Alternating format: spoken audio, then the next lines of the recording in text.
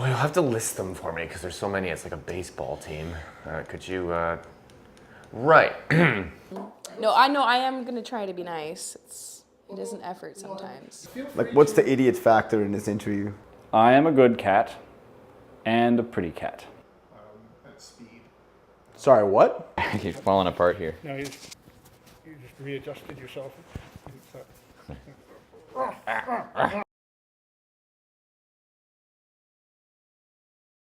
My name is Nick. I play guitar, electrical guitar, and sing in the Dreadnoughts.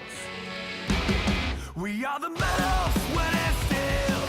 We are the men of the world tonight.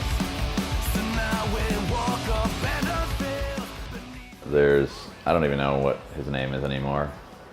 The Fang, the pride and joy. Our fearless leader, who writes a lot of the songs. Met him at a bar 12 years ago, discussed music, and yeah, I had a jam space and he did not.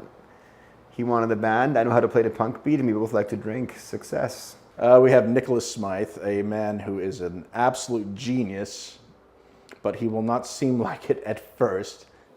He's a really intelligent guy, and I appreciate that. I think he takes a lot on, you know, as one of the leaders of the band. And I think everyone's thankful for it. he's the dad, you know.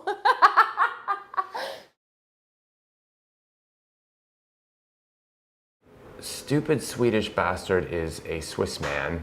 My name's Marco. I'm the stupid Swedish bastard in the Dreadnoughts. I've played drums since day one.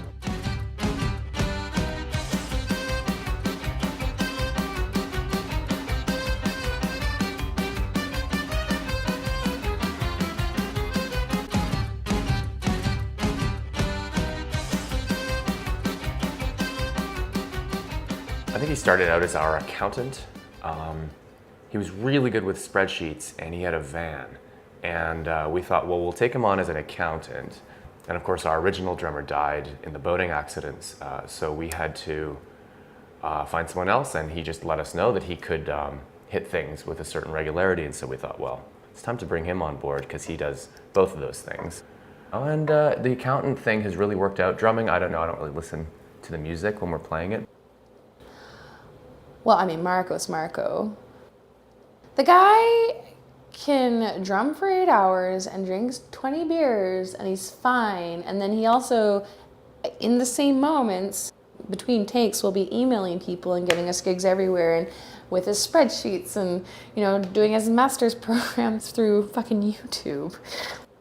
He's not what you see is what you get, right? There's a lot more to Marco than that. And then it was Seamus, joined after that.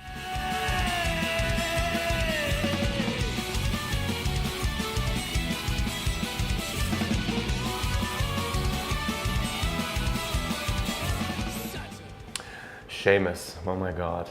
Well, we were telling people a lot of stories, you know, we would make up something funny. They were just jokes. When you find your longtime friend and violin player dead in the van of masturbation, there's a lot of emotions tangled up in there. And if you're gonna go, you might as well do it with Pamela Henderson. He's no longer with us, sadly. We had a little ritual in his memory on the highway, open up the van door, throw the accordion out the side of the door, and we all gathered around and had a tinkle into the accordion. Right, so Seamus, I believe last I heard, he was on a one-man trip up in the Yukon looking for a moose in a canoe and was never found. He died doing what he loved, and that's what I've heard anyways. Or just being in the woods, I guess. Communing with nature or something. Eventually getting eaten by some kind of wild animal, I've heard. Yeah. There's many rumors. Well, what I know to be true is that he's a multi-talented person with many lives.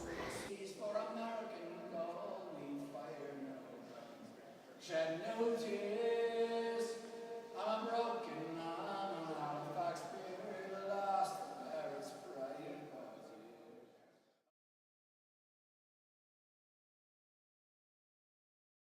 Our titular who plays the upright ukulele is the Dread Pirate Droozle. So my name is Drew. I'm also known as the Dread Pirate Droozle on stage and in recording and such. Also Drazzle, Droidzle, various other permutations over the years.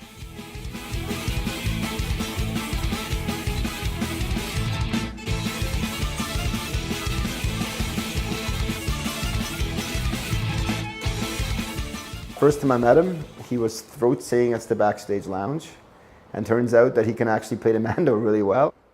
My relationship with him is quite interesting because I went to elementary school with him. I took a year off, so around college we met up again.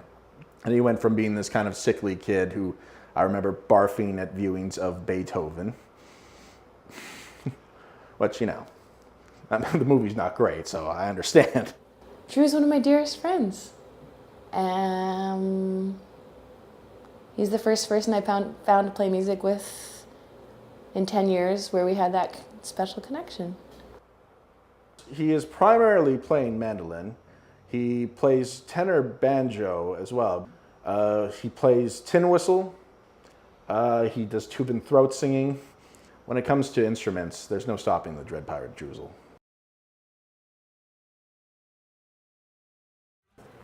So Squid Vicious is our troll.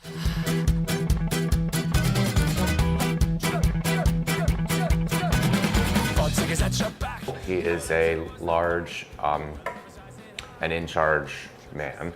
Hey there, my name's Andrew Hay. They call me Squid Vicious. I play the bass. Get hyped. Andrew, hey, how can you miss Andrew? 6'6" of love. And he was just a super fan. The first time I met him, I actually jumped out in the crowd. He caught me and my crotch was around his face. He thought this can go two ways. I can break his back or I can be nice and hope to join the band. And thankfully he did not break my back. I can still play drums and he's been in the band since early 2009. You could be easily intimidated by the man, and you should be. If you're doing shitty things and he's coming after you, watch out. But also, he'd make sure I got home safe and everything was cool. Tegan is a recent addition. The goddess on the fiddle, Rumley Vanger Snitch.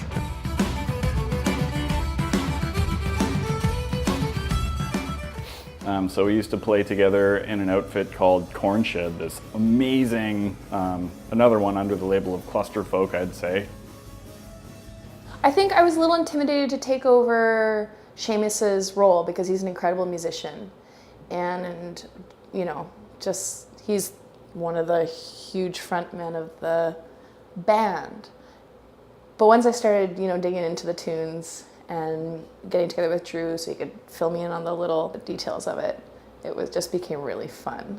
And I got really stoked. I think it's a funny thing, you know, to be the one new person coming into a band, and on the other side of it, you know, part of that too is being the only woman.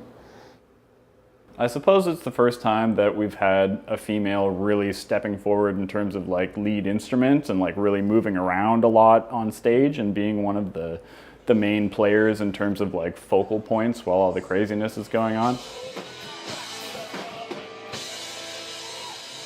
Yeah, I don't know. How do they do it? It's great. I love being on stage with them.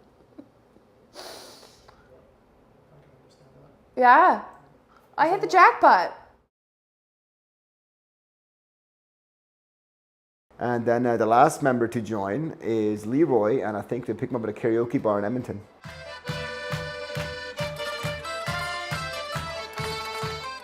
That's Leroy, Slow Ride McBride. He's from Alberta. And he plays the accordion, which is a strange combination. Weird sounds that come out of his mouth. It's one of my things that I love about him. He's got a really beautiful special. And he's just got a very interesting and invigorating personality. It's familiar to me somehow. I don't know why. It's like I've known him before or all my life or something. There's this fellow that we found for the accordion by the name of Leroy who looks shockingly like our last fiddle player. He's playing accordion. Do you know how nice it is to have another fiddler? But he's an accordion. Yes. Well, my name is Leroy Slowride McBride, and I play accordion for the Dreadnoughts. And sing, sometimes. He's like a human Muppet. And that makes 6 of us. That's a lot of people. It is. I was always like, Nirvana had a good idea. 3 people, less travel. Japanroids, 2 people, brilliant. You better get along though.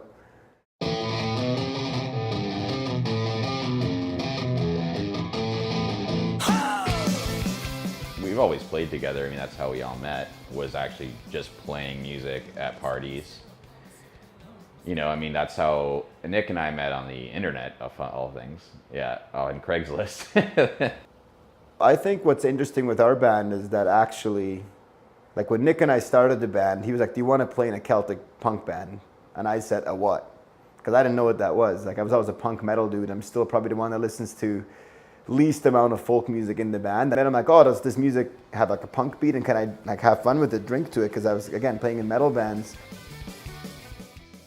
I'd seen Nick's ad for the Dreadnoughts and thought, oh no, I could never do like a punk thing.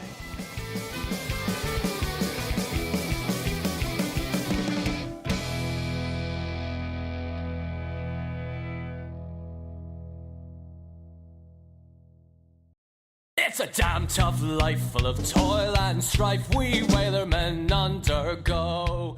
And we don't give it So the first record, Legends Never Die, was just a young band who knew they were making a decent sound and who were listening to the big sort of bands at the time.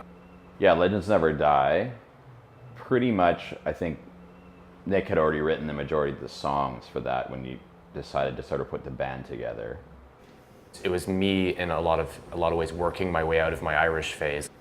Grew up on the Pogues, for example, and was really just, for most of my young adulthood, trying to play that kind of music, the sort of jigs and reels and drinking songs, et cetera, et cetera. I mean, we made Legends Never Die for $900 in today's money. I think it's a pretty honest rendition of what we sounded like at that time.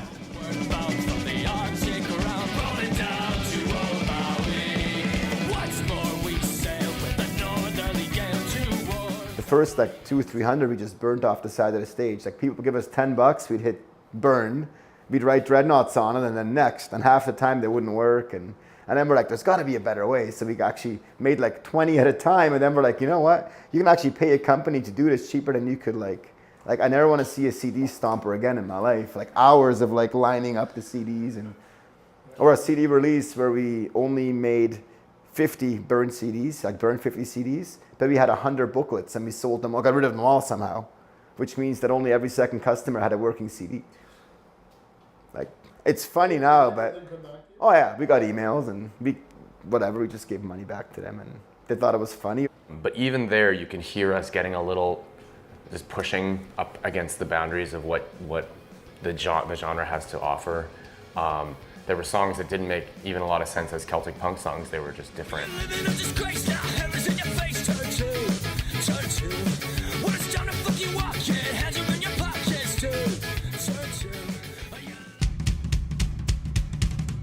We surprised ourselves, I think, in terms of how much fun we were having with the project, and we recognized that people's musical interests and capacities probably went beyond just diddly diddly dee, let's get drunk.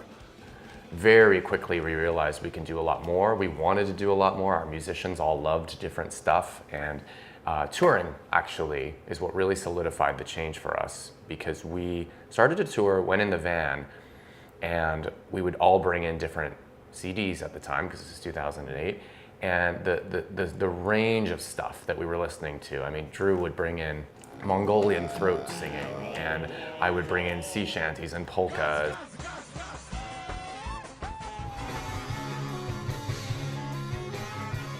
And it all became like part of the lifestyle. We'd listen to this stuff in the van, like, 8, 10, 12 hours a day, and get super interested in these different approaches, and it just kind of inevitably bled into our sound.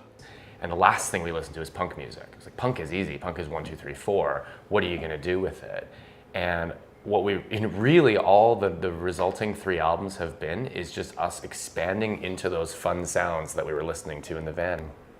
You just want to do that stuff so badly, and you don't want to screw it up. That's another important thing. It's like, don't add punk to it in a way that takes it somewhere that it doesn't belong, or in a way that does violence to what it is.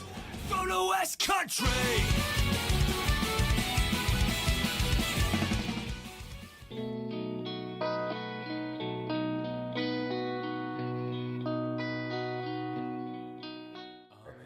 Yeah. So for Victory Square, we were now doing a lot of our own show promotion, and we had gotten this record label. So we wrote that in Vancouver and wanted it to have a sort of, we wanted it to be about Vancouver in a lot of ways, and a lot of songs are, but Ivanhoe and Victory Square and all that. But we were already pushing and saying, but let's get out into the world and see what the world has to offer us, by which we mean Western Europe and and England, and so we did, and but it was that there's always been this like longing to be elsewhere and to visit strange exotic bits of the world we're not familiar with and see how they do things, and there's some pretty exotic shit on that first tour that we saw. Traveled through like brush fires and played cider festivals and ate bizarre fish by the seaside in Lisbon, and got shut down by the police for being too loud on a Sunday, and then having to play a folk set and getting woken up by the police while sleeping in a van because we're not supposed to be there. Actually was 87 shows in 90 something days. So I mean, it was probably one of the most intense things I've ever done. I mean, it really was just, well, we're gonna ask someone at the show if there's anywhere we can stay. This is as punk rock as it gets right here, begging for houses on stage. I bet Coldplay doesn't have to do this. Because that's all we really couldn't afford. It wasn't like, oh, we need to save money. It's like we didn't have money to spend on it. But I think if we tried to do it the other way, we would never have had enough resources later to jump up to the next level. None of us had ever toured before full time, except Kyle went for like 3 months with the Town Pants. That's when Kyle turned into Seamus. He left us Kyle, little dorky math guy, came back as like insane fiddle. We played really hard on those shows. Like we put a lot of effort into making those really good and winning those few fans that were there, And I think we definitely picked up. We got really good because we played every day. And none of us could survive that now. Well, maybe some of us could, but most of us couldn't survive that now, or wouldn't want to. I mean, it wouldn't be fun, and I remember it being fun. I really do. I thought it was awesome. Probably the most fun 3 months, the most fun touring we've had. It was probably those early ones because you had no expectations. Nobody gave a shit where you slept, where you ate. It was just like, what's the next adventure?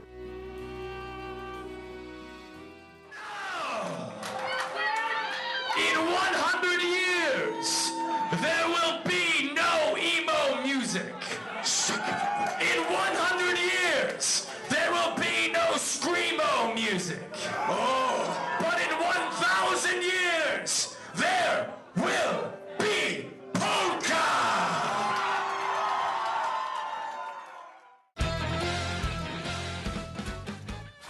I think we started leaning more towards some of the European influences and like some of the kind of darker stuff, and we were playing with different time signatures and different tempos, and that continued through Polka's Not Dead, and then we went hard into the polka thing.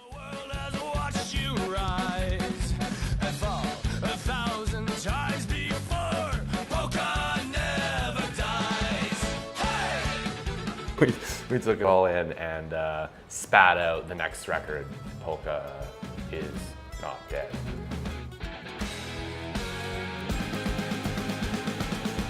I am a rover, American, a pair of green eyes, 5'10". It was to be my final dance. I rambled over La Belle Province. Montreal, Rimouski, Repentigny, Chicoutimi. The light inside me is getting dim. God can't help the state I'm in. I met a man, his name was Joe. Hope Is Not Dead is the kind of album in which we can say, yes, we have experienced these things. And we're like really trying to show like where we had been in the world, I suppose. Like the different scenarios in which you meet people that are completely different from yourself, it does change you. It's kind of all over the place. Like Society Road is like a Bad Religion song.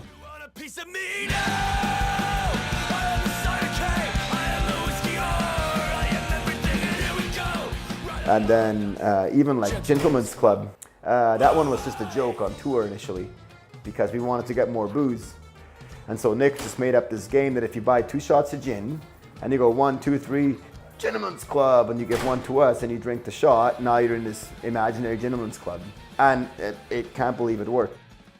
The Polish experience was insane, you know, getting to see how those people live, and the differences in their culture really helped us to write that album too. So it was just like a slow broadening process where, holy shit, there's a whole world out there. Let's get out there and see if we can't write about it. When we went to Poland for the first time, it's probably when we felt like some kind of weird outer space rock star.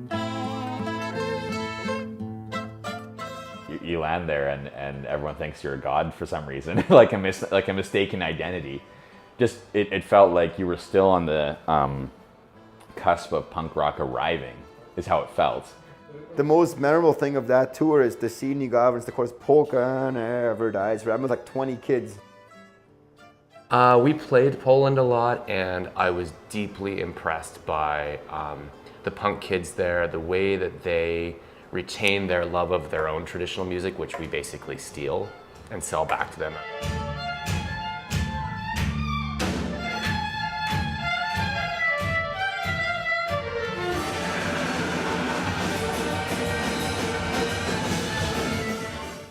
Gigs for us were always great, so I always remember them very fondly. Oh yeah, the Pirate Bar. Yeah, there's a very weird little place in Poland called the Pirate Bar, I assume, or that's what we call it. And it actually looks like a ship inside. They have riggings and, you know, all the wooden railings and sort of boat paraphernalia everywhere. I guess we're sort of perceived as some kind of pirate punk band, so that's why we were playing this place. We were 2 songs into our set at this bar in Łódź, which had netting suspended at the top of it because they were going for a piratey theme and they thought getting a piratey band in was going to be a good idea. False.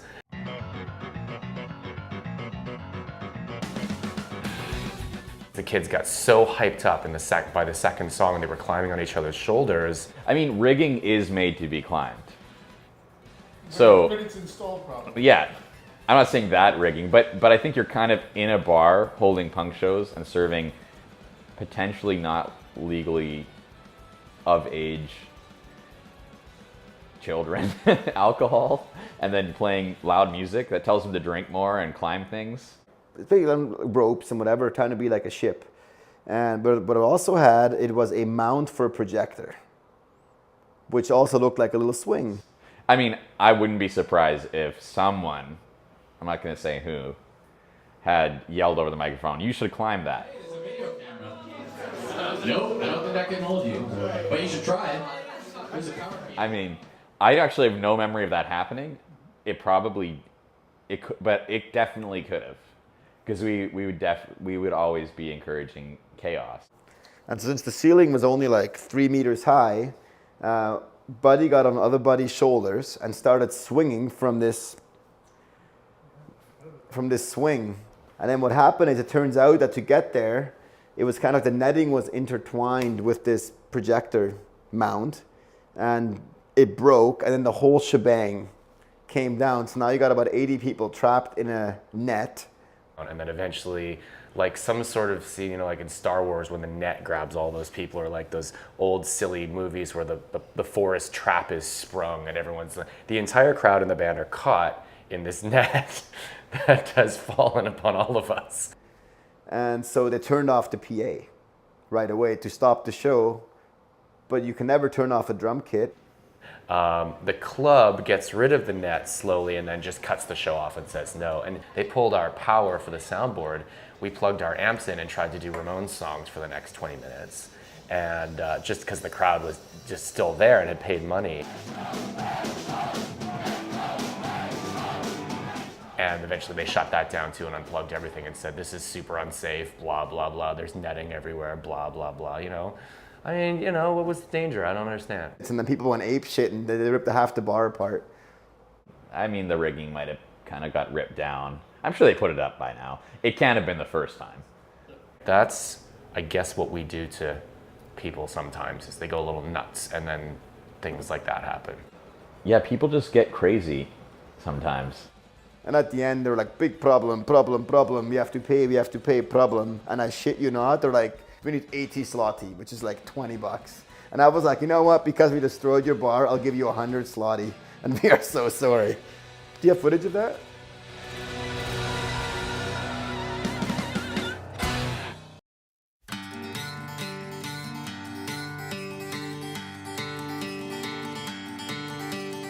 Most of the Dreadnought songs are arranged collectively or to a degree, like worked on after the fact, but the core ideas have, for most of the songs, have always been Nick. So on this album, though, we did definitely had more collaboration than before. We actually got to do we put a little writing retreat together. So I think the writing retreat was really about starting to work as a band, and with me and Leroy as members, you know, core members, because the other guys have been there forever. And so we went to a little cabin just outside of Pemberton before Darcy. Nothing fancy, but just being able to actually say, hey, we can all pay for 1 week of everyone's time to get together and just wake up and pick up our instruments and sort of play with ideas. And what's beautiful, I find, about going away and really being separate and not having cell service and all of the noise is you start to hear each other, right?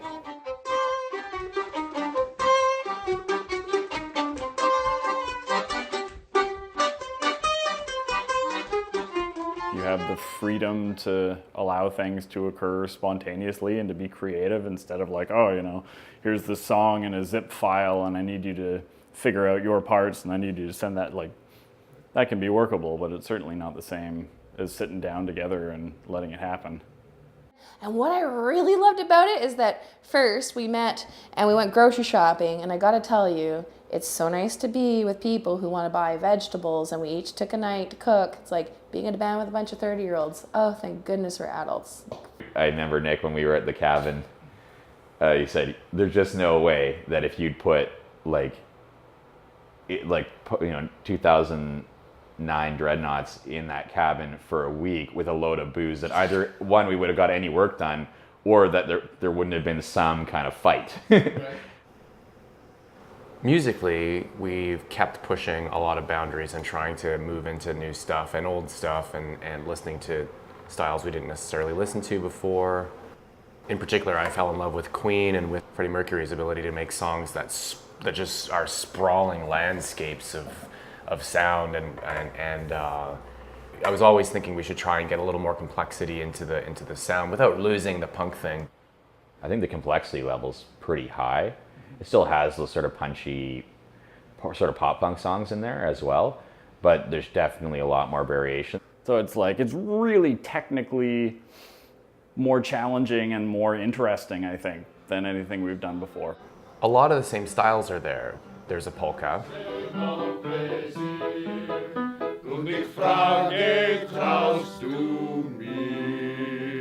There's a couple of ballads and sea shanties. Fare thee well, my pretty young maids. We're bound for the Bay of Silver. What's really cool about the ones, or what I'm really excited about, is that these polkas and the sea shanties sound really traditional, classic folk tunes. But they're not. They're all written by Nick. So those are all the verses I have, and then I was just thinking of repeating. I had to ask him when he sent me the demo, is that a trad? I can't tell. There's a lot of street punk, just straight up, just punk songs. We've always done those, obviously.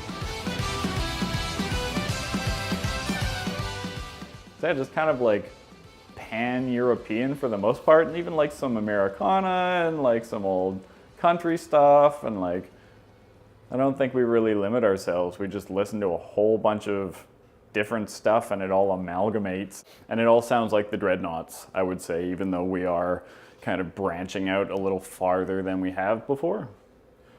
I hear a lot more of the music that Nick really, really likes that isn't folk punk music and folk music. We have guitar harmonies for the first time. Like, guitar solos are quite unusual for us. We got harmonized guitar solos that are pretty tasty. I personally think we're trying to expand people's listening scope, not just copy what they already like and try to reprint it. But like you say, they won't necessarily know what they're listening to at first, but it'll all come back. Yeah, I think there'll be some tracks of people just too outside of their realm, but maybe not, right? And violating expectations is what punk rock is supposed to be about, so.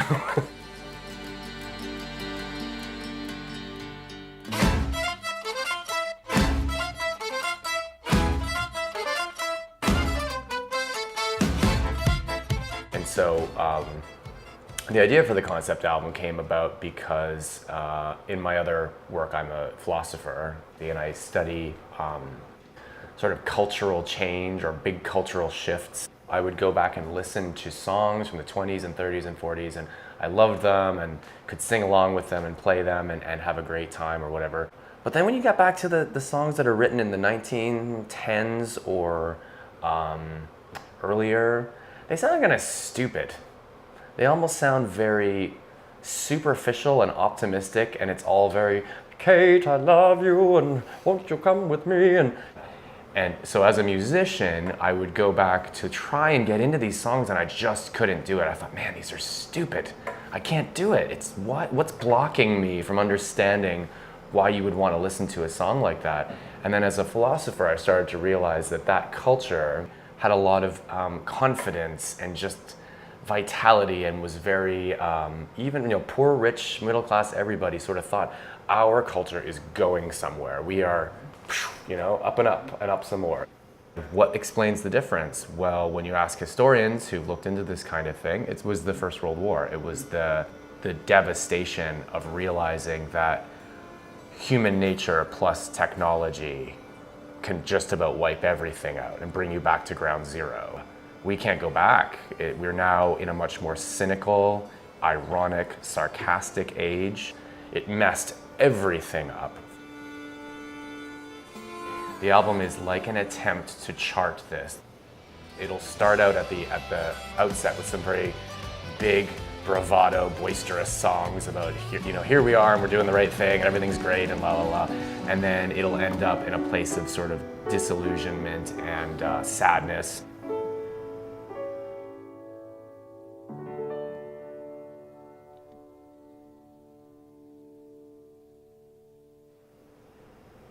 By comparison with cider albums and things like that, it's just a total left turn for us. What's nice is that they're still recording with Stu, and there's that through line. Stu is the one that's recorded 3 of our albums. We met him 7 years ago. He recorded Victory Square at his old studio, The Hive. It's gonna be great. I'm really excited about this album. I'm really, really excited about it. It's high level, it's like really good. I just, there's not that many records that I've recorded on that I'm actually excited about and proud of and tell my family about. This is one of them. I'm stoked.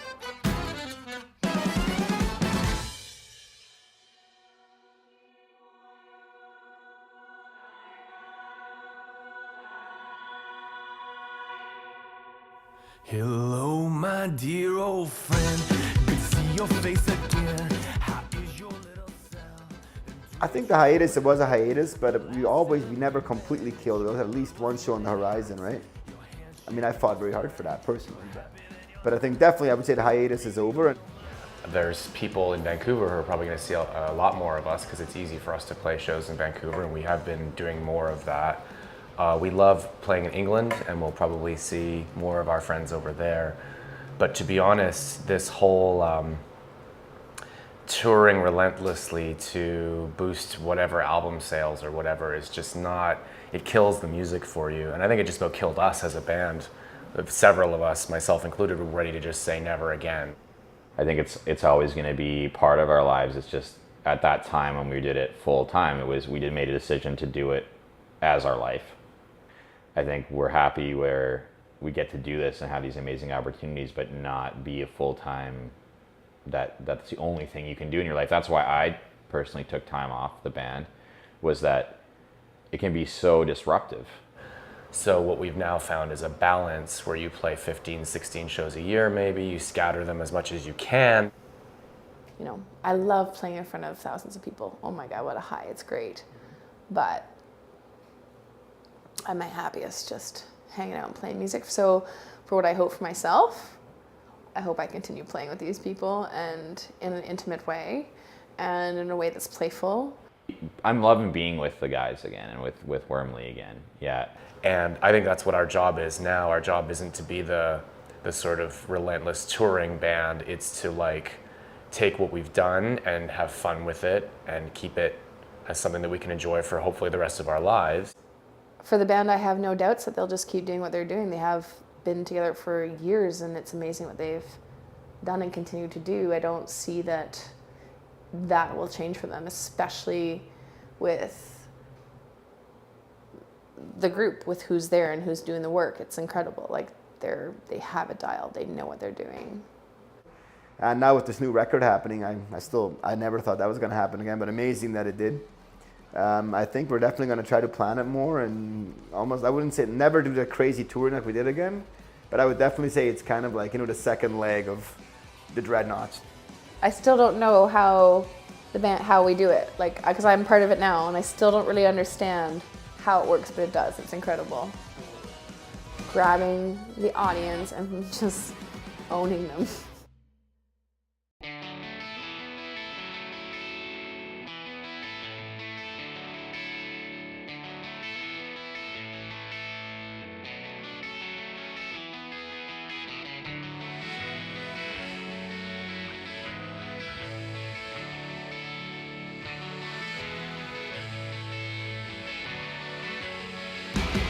We are the men of when it's still. We are the men.